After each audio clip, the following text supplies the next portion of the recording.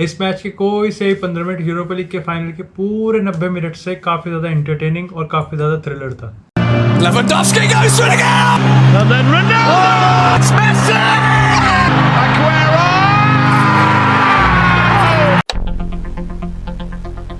How's it going guys? It's Devanshu. Welcome back to another episode. और इस episode में हम लोग रिव्यू करने वाले हैं यूसीएल फाइनल के मैच के बारे में जो कि हुआ था मैनचेस्टर सिटी वर्सेस चेल्सी के बीच में। तो वीडियो को एंड तक जरूर देखना। वीडियो पसंद है वीडियो को लाइक करना, चैनल को सब्सक्राइब करना। मैं इसी तरह फुटबॉल से रिलेटेड कंटेंट इस चैनल पे अपलोड करता रहता हूँ। तो बिना टाइम वेस्ट करे सबसे पहले बात करते हैं इस मैच के बिल्डअप की। अगर बिल्डअप की बात करें तो चैंपियंस लीग के फाइनल में दो टीम्स पहुंची हैं, चेल्सी और मैनचेस्टर सिटी। तो ऑब्वियसली ये दोनों यूरोप की टॉप 2 टीम्स होंगी। लेकिन अगर हम पर्टिकुलरली दोनों टीम्स की अलग अलग सेपरेटली बात करें तो सबसे पहले अगर हम बात करें मैनचेस्टर सिटी की, तो through out the season Manchester city Pep Guardiola के अंडर बाय फार यूरोप में टॉप टीम रही है। और रिगार्डलेस ऑफ द फैक्ट कि रिजल्ट क्या रहा हो, रिजल्ट से पहले और रिजल्ट के बाद भी कई लोगों का मेरी तरह जो स्टैंड है वो सेम रहेगा कि यूरोप में अभी भी जो मैनचेस्टर सिटी की इन जनरल जो परफॉर्मेंस है वो बाय फार यूरोप में सारी टीमों से काफ़ी ज़्यादा बेटर है। लेकिन अगर हम पिछले कुछ रिसेंट वीक्स की अगर हम मैनचेस्टर सिटी की परफॉर्मेंस की बात करें तो यार मैनचेस्टर सिटी का जो मोमेंटम था वो काफ़ी ज़्यादा हाई था। और इस मैच में अगर हम बिल्डअप की बात करें तो वो इस मैच में जब स्टेडियम में उतरे होंगे तो मोमेंटम तब भी बहुत ज़्यादा हाई होगा। क्योंकि अगर हम रिसेंट वीक्स की बात करें तो मैनचेस्टर सिटी पिछले ही कुछ हफ्तों में प्रीमियर लीग के चैंपियंस बने थे। उसके बाद उन्होंने अगर जो प्रीमियर लीग का लास्ट मैच था उसमें भी उन्होंने एवर्टन को 5-0 से हराया था। उसके बाद उन्हें हमने देखा था कि जैसे रूबन दियाज को फुटबॉलर ऑफ द ईयर का अवार्ड मिला था, पेप गार्डियोला को best manager of the year का अवार्ड मिला था। तो जो मोमेंटम था मैनचेस्टर सिटी का कहीं ना कहीं वो उसी कंटिन्यूएशन में आ रहा था और उसको कहीं ना कहीं कम्युलेटिव एड अप करता जा रहा था जो थ्रू आउट द सीजन उनका आ रहा था। और कहीं ना कहीं हम कहेंगे कि इस मैच में वो कहीं ना कहीं एज अ फेवरेट्स जा रहे थे, जहाँ की बैटिंग ऑड्स और एक जनरल जो पर्सपेक्टिव होता है इस मैच को लेके वो कहीं ना कहीं इस चीज़ को कॉम्प्लीमेंट कर रहा था कि मैनचेस्टर सिटी ही फेवरेट है जो चैंपियंस लीग की ट्रॉफी को उठाएगी। अगर बात करें चेल्सी की, तो अगर हम चेल्सी के इस पूरे सीजन को देखें तो कहीं ना कहीं थोड़े उतार और थोड़े चढ़ाव आए हैं। लेकिन अगर हम प्रीमियर लीग में आप कह सकते हो कि जो परफॉर्मेंस थी वो कहीं ना कहीं शुरुआत में नीचे थी फिर ऊपर आई। लेकिन अगर यूरोप में बात करें तो चाहे वो फ्रैंक लैम्पार्ड के अंडर की बात हो, चाहे वो थॉमस टुचेल के अंडर हो, जो चेल्सी है वो कहीं ना कहीं मैनचेस्टर सिटी के बराबर ही थी। चाहे वो डिफेंसिव रिकॉर्ड हो और चाहे वो उनका जो अटैकिंग रिकॉर्ड हो, चाहे फिर उनके जो गेम्स का रिकॉर्ड हो कि कितने उन्होंने मैच जीते हैं। लेकिन अगर पर्टिकुलरली थॉमस टुचेल के अंडर की बात करें तो थॉमस टुचेल के अंडर जो मोमेंटम चेल्सी का आया था वो कहीं ना कहीं पिछले कुछ हफ्तों में हमें थोड़ा सा टूटता हुआ दिखा था। जहाँ पे हमने देखा था, अगर पर्टिकुलरली मैं रेफरेंस पॉइंट की बात करें तो जो आर्सेनल के साथ उनका प्रीमियर लीग में मैच था वहीं से ही सारे जो मोमेंटम के टूटने की शुरुआत हुई थी वो उसी टाइम से हुई थी। जहाँ पे हमने देखा था कि आर्सेनल से प्रीमियर लीग में चेल्सी 1-0 की स्कोर लाइन से हार गई थी। उसके बाद वो एफए कप का मैच हार गई थी लेस्टर सिटी से। फॉर्चुनेटली इनफ टॉटनहम हॉटस्पर ने उनका काम कर दिया था कि लेस्टर सिटी को हरा के कहीं ना कहीं लेस्टर सिटी ने टॉप 4 बॉटल कर दिया और उनकी जगह मिल गई चेल्सी को। तो मतलब जो एक ऑब्जेक्टिव था वो पूरा हो गया। लेकिन जो मोमेंटम था यूसीएल फाइनल तक का आने का वो कहीं ना कहीं चेल्सी का मैनचेस्टर सिटी के कंपैरिजन में बहुत तो नहीं बट लेकिन काफ़ी हद तक खराब था। और कह सकते हैं कि जो मोमेंटम थॉमस टुचेल के अंडर आ रहा था वो कहीं ना कहीं टूटता हुआ जा रहा था। और इसी के चलते या फिर अगर मोमेंटम अच्छा भी जा रहा था तब भी मेरे ख्याल से मैनचेस्टर सिटी की जो कि परफॉर्मेंस थी उसके कंपैरिजन में भी, और चाहे अभी ले लें, जो बैटिंग ऑड्स थे कहीं ना कहीं वो चेल्सी को एक टैग दे रहे थे अंडरडॉग्स का। लेकिन बात करते हैं, अब ये तो बात रही है इस मैच के बिल्डअप की, लेकिन बात करते हैं इस मैच की फॉर्मेशन की। तो ऑब्वियसली यार यूसीएल का फाइनल है तो मैनचेस्टर सिटी और चेल्सी के जो दोनों मैनेजर्स हैं उनकी जो फॉर्मेशन होगी वो स्पॉट ऑन होगी और स्ट्रेटेजी जो बेस्ट होगी। अगर इंजरीज की बात करें तो मैनचेस्टर सिटी इस मामले में लकी है। उनके पेप गार्डियोला के पास वो सारे प्लेयर्स अवेलेबल थे, सारे उनके बेस्ट प्लेयर्स अवेलेबल थे। लेकिन बात करते हैं मैनचेस्टर सिटी की फॉर्मेशन की, वो फॉर्मेशन थी 4-3-3 जहाँ पे गोलकीपर थे एडरसन। और अगर बैकलाइन की बात करें तो Kyle Walker, John Stones, Ruben Dias और जिनचेंको। यहाँ पे एक इंटरेस्टिंग ओमिशन है, जाओ कैंसेलो को बाहर बिठाया गया और उनकी जगह जिनचेंको को लाया गया। लेकिन अगर हम कुछ हफ्ते पहले की अगर ये बात करते तो ऑब्वियसली अगर कोई ये कहता है कि यूसीएल फाइनल में अगर सिटी जा रही है तो क्या बैकलाइन होगी, तो हम बोलते हैं कि Kyle Walker, John Stones, Ruben Dias और जाओ कैंसेलो। लेकिन कहीं ना कहीं रिसेंट वीक्स में जो जाओ कैंसेलो की परफॉर्मेंस में डिप आया है और कहीं ना कहीं उनकी रिप्लेसमेंट के तौर पर जो जिनचेंको ने परफॉर्म किया, जो इंटरेस्टिंग पॉइंट था वो जो इंटरेस्टिंग फेज था वो था इनका मिडफील्ड और अटैक। अगर मिडफील्ड की बात करें तो बर्नार्डो सिल्वा, इल्कay गुंदोगान और फिल फोर्डन।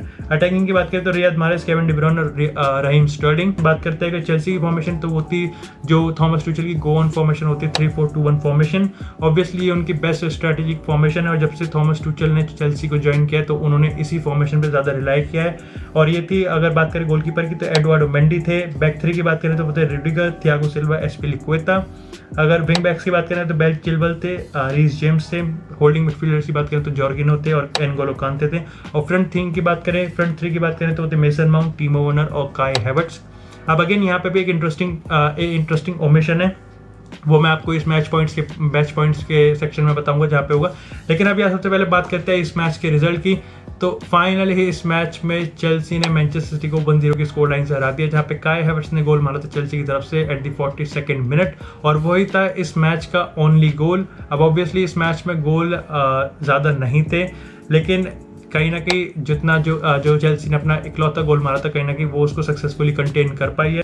लेकिन यार इसी के साथ अब बात करते हैं इस मैच के कुछ मैच पॉइंट्स की। तो सबसे पहले यार बात करते हैं चेल्सी की फॉर्मेशन की। तो जैसे मैंने आपको बताया कि चेल्सी की जो फॉर्मेशन है और जो स्ट्रैटेजी है वो कहीं ना कहीं थॉमस टुचेल की गो ऑन फॉर्मेशन है और स्पॉट ऑन फॉर्मेशन है। उन्होंने कुछ ज़्यादा रिस्क लेने की कोशिश नहीं करी है और चीज़ें उसको सिंपल रखा है, कॉम्प्लेक्स नहीं रखा है ज़्यादा।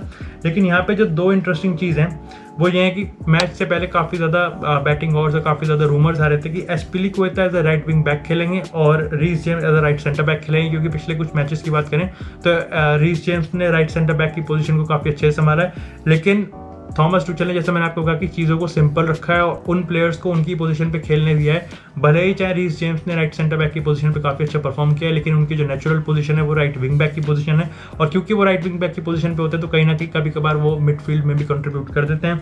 तो इसीलिए इस मैच में अगर स्टार्टिंग 11 में जब इन गेम की बात करें, चाहे ऑन पेपर की बात करें, तो रीस जेम्स एक्चुअली में राइट विंग बैक की ही पोजीशन पे खेल रहे थे और Azpilicueta as a right centre back की पोजीशन पे। जो दूसरा और काफ़ी बड़ा जो ओमिशन और इंटरेस्टिंग पॉइंट है वो है काय हैवर्ट्स का अंदर आना और पुलिसिच का बाहर बैठना, क्योंकि हमने अगर थ्रू आउट द सीजन देखे तो काय हैवर्ट्स को हमने एक्चुअली में स्टार्टिंग 11 में इतना ज़्यादा नहीं देखा है। जो गो टू फ्रंट थ्री होते हैं वो मेसन माउंट, टीमो वर्नर और पुलिसिच होते हैं और पुलिसिच नहीं होते तो उनकी जगह हकीम जिएच होते हैं। लेकिन इसमें कहीं ना कहीं काय हैवर्ट्स आए हैं और इसका यार सबसे बड़ा रीज़न ये है कि अगर जैसे मैंने आपको बताया जो पिछले रिसेंट वीक्स की जो अगर हम चेल्सी के रिजल्ट्स की बात करें तो वो इतने अच्छे फेवर में नहीं आए। लेकिन अगर कोई कंक्लूजन और ऑब्जर्वेशन अगर कोई ड्रॉन करता है वो ये है कि जब चेल्सी हैवर्ट्स के साथ लाइनअप करती है तो कहीं ना कहीं जो एक अनएक्सपेक्टेड सा एक सरप्राइज एलिमेंट ऐड हो जाता है चेल्सी के अटैकिंग में कहीं ना कहीं, क्योंकि जो काय हैवर्ट्स की हाइट है वो भी काफ़ी अच्छा है तो वो ऑन एरियल थ्रेट्स भी काफ़ी अच्छा पोजेस करते हैं। कहीं ना कहीं वो एक मेरे ख्याल से अगर मैं आपको एग्जांपल के तौर पे बताऊं तो वो एक हाइब्रिड होंगे टीमो वर्नर की और ओलिवियर जिरूड के, क्योंकि आपको पता है टीमो वर्नर के पास पेस है, ओलिवियर जिरूड के पास एक एरियल थ्रेट है, वो एक टारगेट मैन की तरह। तो कहीं ना कहीं जब काय हैवर्ट्स स्टार्टिंग 11 में होते हैं तो टारगेट मैन की तरह वो काफ़ी ज़्यादा एक्ट करते हैं। अगर सिर्फ गोल्स की नहीं बात करें तो कहीं ना कहीं अदर देन दैट हमने देखा कि इस मैच में चेल्सी का जो बिल्डअप था उसमें काफ़ी ज़्यादा परफॉर्मेंस जो थी, काफ़ी ज़्यादा कंट्रीब्यूशन था वो काय हैवर्ट्स का भी था। और हम देखते हैं कि जो सब्स्टिट्यूशन भी होता है वो भी टीमो वर्नर का होता है, काय हैवर्ट्स का नहीं होता है। इससे पहले अगर हम देखें तो सब्स्टिट्यूशन काय हैवर्ट्स का भी होता है, लेकिन काय हैवर्ट्स पूरे 90 मिनट खेले हैं। इससे साफ पता चलता है कि जो उनकी परफॉर्मेंस थी वो कितनी ज़्यादा क्रूशियल और कितनी ज़्यादा इंप्रेसिव थी। लेकिन इसी के साथ यार ये तो थी चेल्सी की परफॉर्मेंस की बात, और चेल्सी की यार परफॉर्मेंस से मैनचेस्टर की परफॉर्मेंस के बारे में डिस्कस करने से पहले यार मैं एक चीज़ और डिस्कस करता हूँ इसी मैच पॉइंट में, चेल्सी के मैच पॉइंट पे। सबसे पहले तो यार ये चीज़ थी कि टीमो वर्नर की जो परफॉर्मेंस थी वो काफ़ी ज़्यादा कह सकते हैं कि अंडर परफॉर्म उन्होंने इस मैच में भी किया है। और जैसा उनके रिगार्डिंग जो ओपिनियन बन रहा है, जनरल ओपिनियन बन रहा है कि उन्होंने थ्रू आउट द सीजन जो टीमो वर्नर है वो कहीं ना कहीं जो उनकी हाइप थी साइनिंग को लेकर कहीं ना कहीं उसको उन्होंने एक्चुअली में उसको उन्होंने जस्टिफाइड नहीं किया है। लेकिन अगर इस मैच की बात करें तो ऑब्वियसली फर्स्ट हाफ की बात करें तो टीमो वर्नर काफ़ी ज़्यादा अंडर परफॉर्म कर रहे थे, जहाँ पे हमने देखा उन्होंने 2 या 3 चांस बिल्कुल 2 या 3 चांस तो उन्होंने छोड़ दिए, लेकिन एक चांस तो उन्होंने ऐसा जोड़ा जो कि उनके स्ट्रॉन्गर फुट राइट फुट पे था और उन्हें स्ट्रेट फॉरवर्ड एडरसन को दे दिया और उसमें पावर भी नहीं थी और वो ठीक पेनल्टी बॉक्स के सामने से उन्होंने मारा था। तो that was very very disappointing. लेकिन अगर हम इसमें कंट्रीब्यूशन की बात करें तो जहां मैं आपको कह रहा हूं कि इस मैच का इकलौता गोल काय हैवर्ट्स ने मारा था, तो वो एक्चुअली में पॉसिबल नहीं होता अगर टीमो वर्नर वहाँ पे नहीं होते, क्योंकि हमने देखा था कि जो अगर हम मैनचेस्टर की फॉर्मेशन को बात करें तो जॉन स्टोन्स थे और रूबन दियास थे। तो कहीं ना कहीं 2 सेंटर बैक्स को टीमो वर्नर ने कहीं ना कहीं दो सेंटर बैक्स को, एक सेंटर बैक को टीमो वर्नर ने दूसरे सेंटर बैक से अलग किया और जिसने एक्चुअली में एक स्पेस क्रिएट करा दोनों सेंटर बैक से बीच। और वहीं पे हमने देखा कि मेसन माउंट ने काई हैवर्ट्स के लिए थ्रू बॉल डाली थी। तो एक्चुअली में टीमो वर्नर का ये काफ़ी ज़्यादा जो एक पेस थी उसने काफ़ी ज़्यादा बड़ा रोल इसमें प्ले किया है, जो उसने गोल स्कोर किया है। और दूसरी चीज़ भी हम देखें तो अपार्ट फ्रॉम दैट कि उन्होंने इतने सारे गोल मिस किए और एक दो चांसेस ऐसे मिस किए और काफ़ी ज़्यादा डिसअपॉइंटिंग थे, लेकिन जो उनकी पेस थी वो काफ़ी ज़्यादा क्रूशियल और काफ़ी ज़्यादा थ्रेटनिंग लग रही थी मैनचेस्टर सिटी की। और यही यार जो उनकी पेस है और जो उनकी प्रेजेंस है ना कहीं वही एक काफ़ी बड़ा फैक्टर है कि थॉमस टुचेल क्यों एम्फसाइज कर रहे हैं कि उनको स्टार्टिंग 11 में एक परमानेंट जगह देनी ही देनी है। और थॉमस टुचेल का जो एक्चुअली में अगर हम बात करें हमारे हिसाब से जो टीमो वर्नर के जो गोल स्कोरिंग रिकॉर्ड्स है वो अच्छे नहीं है, लेकिन थॉमस टुचेल का जो एक्चुअली में पर्पस है ना वो कहीं ना कहीं पूरा होता हुआ दिख रहा है टीमो वर्नर की वजह से। क्योंकि टीमो वर्नर जब एक्चुअली में टीमो वर्नर खुद गोल स्कोर नहीं करते हैं, बट उनकी वजह से एक्चुअली में टीम एक्चुअली में काफ़ी अच्छा कलेक्टिव गोल स्कोरिंग कर देती है। पेप गार्डियोला को एक्चुअली थॉमस टुचेल ने मास्टर क्लास कर दिया है। सबसे पहले बात करते हैं मैनचेस्टर सिटी की फॉर्मेशन की। अब ऑब्वियसली मैंने आपको जब बताया था कि जब बैक लाइन थी जिनचेंको और जाओ कैंसेलो वो काफ़ी ज़्यादा एक्सपेक्टेड थी, लेकिन अगर बात करें मिडफील्डर की और फ्रंट थ्री की तो यहाँ पे अनएक्सपेक्टेड भी था, यहाँ पे सरप्राइजिंग भी था और यहाँ पे काफ़ी ज़्यादा इनोवेटिव भी था। सबसे पहले अगर बात करें हम फ्रंट थ्री की और मिडफील्ड थ्री की तो Bernardo Silva, Gundogan, Phil Foden, Mahrez, De Bruyne और स्टर्लिंग 6 के 6 अटैकर हैं। अगर हम डिफेंसिव ड्यूटीज़ की बात करें तो गुंदोगान एक डिफेंसिव मिडफील्डर हो सकते हैं और डिफेंसिव मिडफील्डर है भी, लेकिन अगर हम उसकी गोल स्कोरिंग रिकॉर्ड्स की बात करें इस सीज़न तो कहीं ना कहीं पिछले सारे सीजन से बेटर और काफ़ी बाय माइल्स बेटर रहे हैं उनके गोल स्कोरिंग रिकॉर्ड्स। तो कहीं ना कहीं उनको कह सकते हैं कि उनको आगे अटैक में बिल्डअप में कंट्रीब्यूट करना, उनको पेनल्टी बॉक्स में अपनी प्रेजेंस देना काफ़ी सही अच्छा लगता है। लेकिन हम मान सकते हैं कि ठीक है पेप गार्डियोला ने पिछले इस सीज़न में पिछले मैचेस में भी किया और इस मैचेस में भी किया कि उन्होंने गुंदोगान को एक डिफेंसिव ड्यूटीज़ दी है। अगर आपको मैं ऑब्वियसली एक एग्जांपल के तौर पे समझाऊं तो अगर हम इल्काई गुंदोगान को एक्चुअली में कंपेयर नहीं कर रहा, बट इल्काई गुंदोगान का जो रोल होता है वो कहीं ना कहीं वही रोल होता है जो पॉल पोग्बा का रोल होता है। यानी कि वो होते तो सीडीएम के रोल में या फिर एक बॉक्स डिफेंसिव मिडफील्डर के रोल में, लेकिन उनको एक्चुअली में बॉक्स टू बॉक्स मिडफील्डर होते हैं जहाँ पे उनको फ्रीडम होती है कि वो आगे जाके अटैक करें। बट यहाँ पे ऐसा नहीं था, ऑन पेपर नहीं था। ऑन पेपर गुंदोगान को एक सीडीएम की पोजीशन में रखा गया था। मैं काफ़ी ज़्यादा एक्साइटेड था इस चीज़ को देखने के लिए और मैं काफ़ी ज़्यादा क्यूरियस भी था कि एक्चुअली में इन गेम ये कैसे होगा, क्योंकि जस्ट इमेजिन, आप इसको इमेजिन करो कि नो डाउट गुंदोगान की जो डिफेंसिव कैपेबिलिटीज़ हैं या फिर पॉल पोग्बा की अगर मैं अब यहाँ पे कंपेयर कर रहा हूँ तो मैं उनको ही मेंशन करूँगा, है आप उस पर काउंट कर सकते हैं। बट क्या आप यूसीएल फाइनल में एक्चुअली सिर्फ उसी प्लेयर पे काउंट कर सकते हैं कि वो काफ़ी ज़्यादा क्वेश्चनेबल हो जाता है। और यहाँ पर मैं इसी चीज़ को देखने में क्यूरियस था कि जैसे मैं बार बार इस चीज़ को एम्फसाइज इसलिए कर रहा हूँ कि थॉमस टुचेल ने इतना ज़्यादा कोई कॉम्प्लेक्स करा नहीं है, चीज़ों को सिंपल रखा है, वही रखा है जिन्होंने उनको through out the season results दिए हैं। एक दो चीज़ें उन्होंने काम करी है, जैसे मैंने आपको बताया उनके पिछले रिसेंट वीक्स की जो परफॉर्मेंस थी नहीं अच्छी गई, लेकिन जितनी भी गई उसमें ऐसा नहीं था कि जो डिफेंसिव था कोई डिफेंसिव तोड़ रहा है या टैक्टिक्स काम नहीं करे। इंडिविजुअल एरर्स की वजह से मैचेस हार रहे थे, गोल स्कोर नहीं हो रहे थे, कहीं ना कहीं उसको उन्होंने यहाँ पे फिक्स किया है। काई हैवर्ट्स अंदर आए हैं और पुलिसिच बाहर गए हैं, तो ये काफ़ी इंप्रेसिव लग रहा था। बात करें पेप गार्डियोला की तो ज़्यादा करने की कोशिश लग रही थी। यहाँ पे वही मैं वापस उसी पॉइंट पे आता हूँ अपने। अब यहाँ पे आप खुद सोचो यार कि गुंदोगान एक मात्र सेंटर डिफेंसिव मिडफील्डर हो सकते हैं। ऑब्वियसली हमने देखा है कि अगर हमने देखा है कि पेप गार्डियोला, जैसे मैंने आपको कहा है कि पहले भी पेप गार्डियोला ने उनको सीडीएम के रोल में खिलाया है, लेकिन उनके साथ फिर एक पेयर होता है और वो चाहे रॉड्री हो चाहे फिर फर्नांडीनी हो, यहाँ पे नहीं था कोई। क्योंकि ऑन पेपर आपको लग सकता है कि मिडफील्ड की पोजीशन में बर्नार्डो सिल्वा है लेकिन फोडन है, लेकिन एक्चुअली में जो फॉर्मेशन होती है इन गेम वो होती है 4-2-3-1, जहाँ पे 2 मिडफील्डर होते हैं होल्डिंग मिडफील्डर और आगे 4 अटैकर्स की बात करते हैं तो वो यही होते हैं Riyad Mahrez, Kevin De Bruyne, Raheem Sterling, Phil Foden. अब यहाँ पे एक एक्स्ट्रा अटैकिंग मिडफील्डर भरा है और उसकी किसके एक्सपेंस पे, एक सीडीएम के एक्सपेंस पे। सोच अच्छी है, मैं कह रहा हूँ सोच जो थी इसके पीछे पेप गार्डियोला की कि जो चेल्सी है, क्योंकि आपको पता है चेल्सी की जो स्ट्रॉन्ग पॉइंट है वो कहीं ना कहीं डिफेंस है। 5 एट द बैक से खेलते हैं वो, 3 सेंटर बैक्स होते हैं, 2 विंग बैक्स डिफेंसिव, जब डिफेंसिव फेज होता है तो वापस आ जाते हैं, तो वो पीछे 5 एट द बैक की फॉर्मेशन में आ जाते हैं। कहीं ना कहीं चेल्सी का जो स्ट्रॉन्ग पॉइंट होगा वो इस मैच में काउंटर अटैकिंग होगा। यार अगर आप पर्टिकुलरली उसको काउंटर अटैक भी नहीं कहोगे तो कहीं ना कहीं मैं तो उसको पेसी अटैक कहूँगा, क्योंकि उनके प्लेयर्स के पास पेस है उनके प्लेयर्स के पास। या फिर आप 1-2 टच ज़्यादा देखोगे, अगर आप में से किसी ने मैच देखा होगा तो आपने वो देखा होगा कि जो चेल्सी का अटैक था वो 1-2 टच पासिंग पे ज़्यादा आ रहा था। जब भी मैनचेस्टर सिटी जो चेल्सी के फाइनल थर्ड है वहाँ पे जाके पोजीशन लूज करती थी, तो अब यहाँ पे 3 सेक्शन होने चाहिए, यानी कि मैनचेस्टर सिटी का अटैक और मैनचेस्टर सिटी का डिफेंस। वो बीच का जो होल्डिंग मिडफील्डर है वो कहाँ गया। उसका वो है ही नहीं। अगर यहीं पर तो जो पिछला सिस्टम है वो काम करता है, यहीं पर तो अगर हम कहते हैं कि ठीक है ये तो आपका अटैकिंग स्ट्रेटेजी हो गई, लेकिन डिफेंसिव स्ट्रेटेजी कहाँ, क्योंकि सामने वाली टीम हैरो गैरो नत्थे गैरो थोड़ी है, सामने वाली टीम भी चेल्सी है भाई, वो अटैक करेगी, उनके पास वो प्लेयर्स हैं, वो पेस है, उनके पास वो कैपेबिलिटीज है, वो क्वालिटी है कि वो सिटी के डिफेंस को भी तोड़ने की कैपेबिलिटी रखती है भाई। अगर चाहे आपके पास और मैं कहूँगा कि सिटी का डिफेंस इतना ज़्यादा स्ट्रॉन्ग इसलिए रहा है क्योंकि जो उनका डिफेंस है उसके आगे एक CDM का या 2 CDM का कहीं ना कहीं प्रोटेक्टिव लेयर रहता है। अब अगर हम इस गोल के मैं आपको एक्सप्लेन कर रहा था, जैसे कि 2 सेंटर बैक्स थे, टीमो वर्नर जाते हैं और 2 सेंटर बैक्स को अलग कर देते हैं और बीच में एक स्पेस बनती है, और अगर वहाँ पे एक CDM होते या फर्नांडिनो होते, रॉड्री होते, तो क्या वो उस गैप को बंद ना कर देते।